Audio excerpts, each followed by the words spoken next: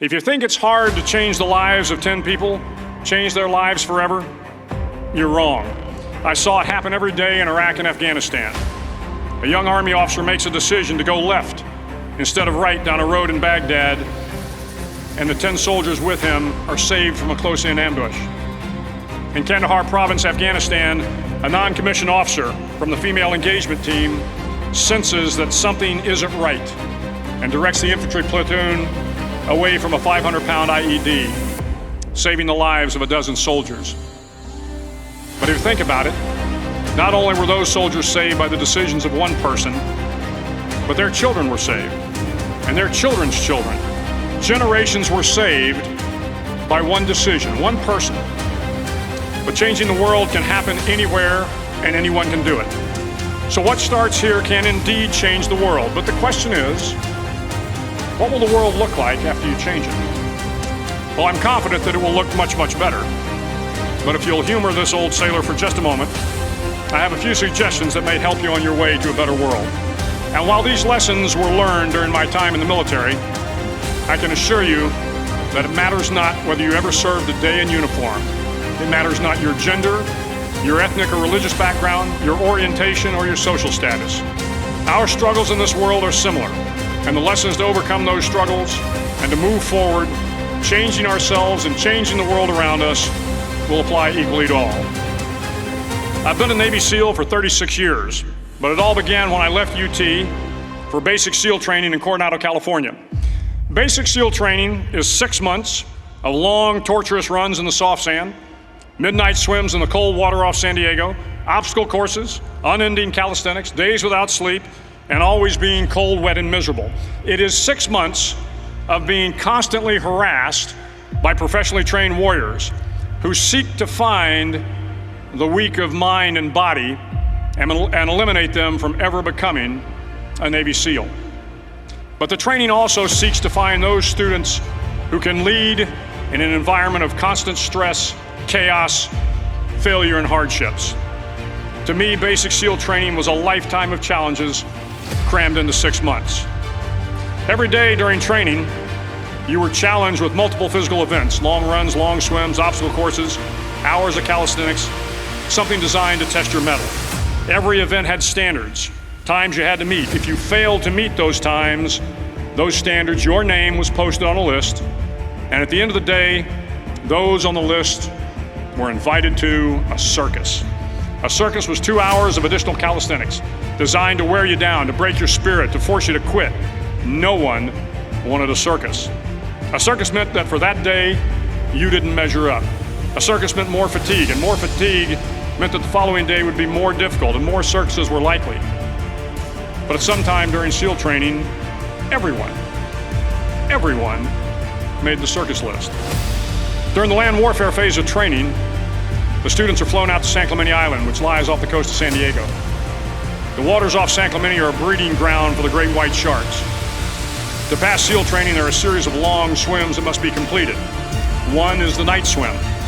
Before the swim, the instructors joyfully brief the students on all the species of sharks that inhabit the waters off San Clemente.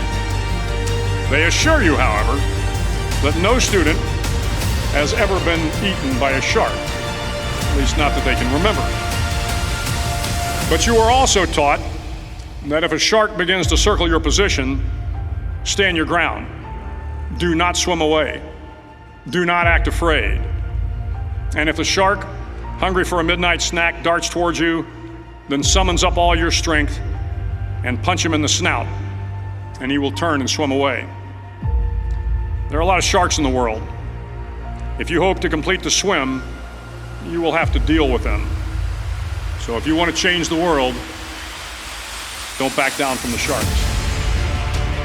The 9th week of training is referred to as Hell Week. It is 6 days of no sleep, constant physical and mental harassment, and one special day at the Mud Flats. The Mud Flats are an area between San Diego and Tijuana where the water runs off and creates the Tijuana Sloughs, a swampy patch of terrain where the mud will engulf you. It is on Wednesday of Hell Week that you paddle down to the Mud Flats and spend the next 15 hours trying to survive this freezing cold, the howling wind, and the incessant pressure to quit from the instructors. As the sun began to set that Wednesday evening, my training class, having committed some egregious infraction of the rules, was ordered into the mud. The mud consumed each man till there was nothing visible but our heads. The instructors told us we could leave the mud if only 5 men would quit. Only 5 men, just 5 men, and we could get out of the oppressive cold. Looking around the mud flat, it was apparent that some students were about to give up. It was still over 8 hours till the sun came up. 8 more hours of bone-chilling cold. The chattering teeth and the shivering moans of the trainees were so loud, it was hard to hear anything. And then one voice began to echo through the night. One voice raised in song. The song was terribly out of tune, but sung with great enthusiasm. One voice became 2, and 2 became 3, and before long, everyone in the class was singing. The instructors threatened us with more time in the mud if we kept up the singing, but the singing persisted. And somehow the mud seemed a little warmer, and the wind a little tamer, and the dawn not so far away. If I have learned anything in my time traveling the world, it is the power of hope. The power of one person, a Washington, a Lincoln, King, Mandela, and even a young girl from Pakistan, Malala. One person can change the world by giving people hope. So if you want to change the world, start singing when you're up to your neck in mud. Finally, in SEAL training, there's a bell. A brass bell that hangs in the center of the compound for all the students to see. All you have to do to quit is ring the bell. Ring the bell, and you no longer have to wake up at 5 o'clock. Ring the bell, and you no longer have to be in the freezing cold swims.